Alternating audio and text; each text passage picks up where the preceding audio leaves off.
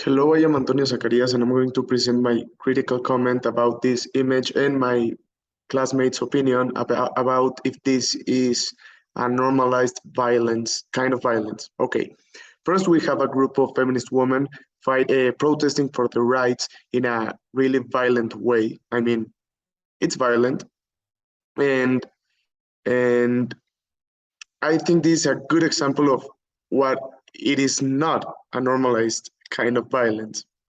Okay, and he says that we as a society have normalized that if you want something and the only way to achieve it is to be violent and aggressive. And I don't think so. I think that a lot of things that we have achieved as a society have been have been achieved by nonviolent movements. I don't think this is a normalized kind of violence, and it's not a good example not about a normalized kind of violence. I think this situation occurs because in Mexico, it a lot of women are killed every day or raped every day, and nobody's doing anything about it. Not the government, not the cops, not the people, no one. And they these women are angry about it because these are women that have lost uh, a daughter, a mother, a cousin.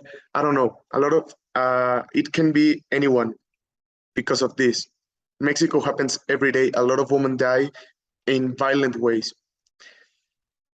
I don't accept this situation, but I can think it's justified. I think that they can actually be justified by doing this because the government are the ones that are really violent against the woman. They're neglecting everything. They don't do anything about this problem, and women just had to be heard. It was their last resource to be heard, and they used it. I think that this is actually violent, and they are using violence by using force.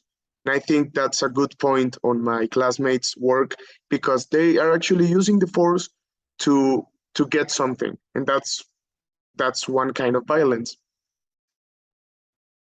This image just gives me like it makes me angry because I have a mother and a sister, and I don't like to think that they are not safe where they are living.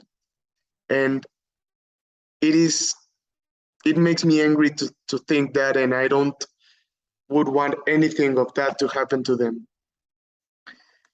I can identify violence by using force and physical violence here because the cops on the other side of the barrier are like spraying them with gas, and